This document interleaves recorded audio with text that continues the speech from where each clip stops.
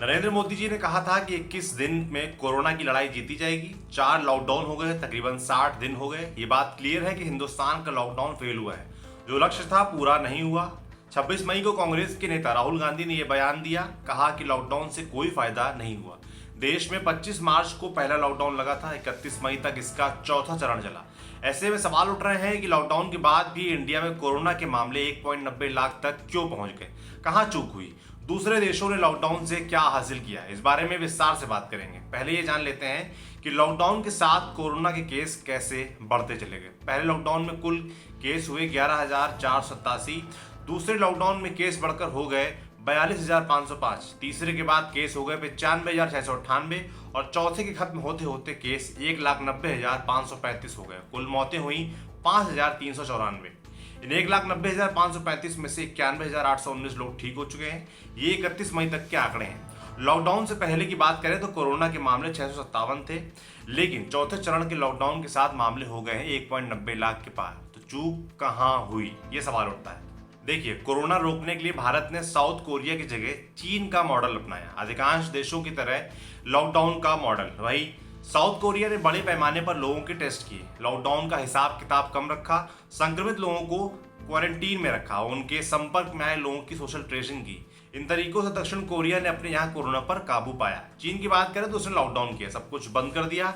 चीन ने ऐप और ड्रोन के जरिए निगरानी की, दवा दूध जैसी चीजों की डिलीवरी की, पकड़कर लोगों को अस्पतालों तक पहुंचाया, बड़े पैमाने पर लोगों को क्वारंटाइन किया गया, आइसोलेट किया गया और अब चीन ने एक तरीके से कोरोना पर काबू पा लिया है। साउथ कोरिया की बात करें तो उसने एक और बड़ा काम किया, बड़े पैमाने पर रैपिड एंटीबॉडी टेस्ट। भारत में भी ICMR ने ये टेस्ट शुरू किए थे, लेकिन बाद में फॉल्टी रिजल्ट आने की वजह से इसे रोक दिया गया।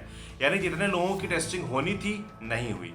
कोरोना टेस्ट के लिए प्राइवेट लैब को भी शामिल किया गया, लेकिन टेस्टिंग में उनका योगदान सिर्फ 15 से 20% रहा। यानी टेस्टिंग जरूरी रफ्तार नहीं पकड़ पाई। आगे बढ़े तो सवाल उठता है कि क्या लॉकडाउन का कड़ाई से पालन नहीं हुआ, इसलिए मामले बढ़े।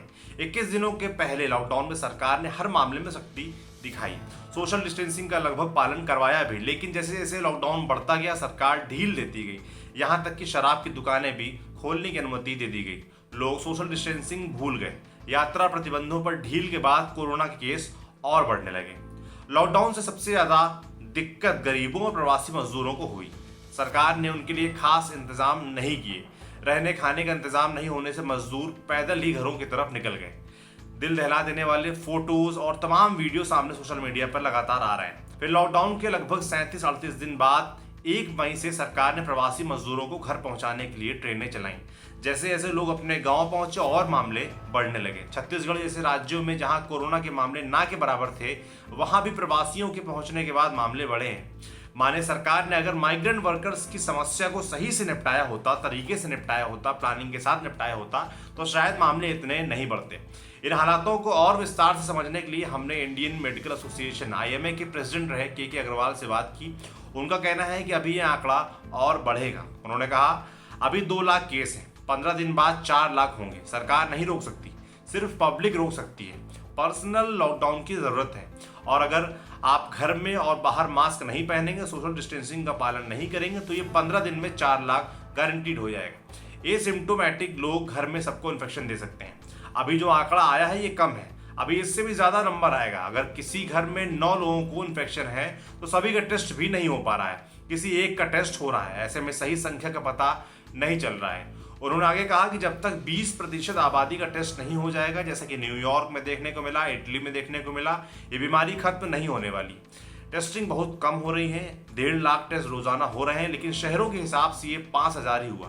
केवल सिम्टोमेटिक वालों के टेस्ट हो रहे हैं, इससे बीमारी कम नहीं होने वाली। एंटीबॉडी टेस्ट भरोसेमंद नहीं है। ICMR के डेटा के मुताबिक भारत ने 29 मई तक कोरोना के 38,37,207 सैंपल टेस्ट किए थे, जो कि नाकाफी हैं। सरकार को इस पर ध्यान देना ही होगा, टेस्ट बढ़ाने ही होंगे, वरना ये केस ऐसे ही बढ़ते रहेंगे और मौतों का आंकड़ा भी ऐसे ही बढ़ता रहेगा।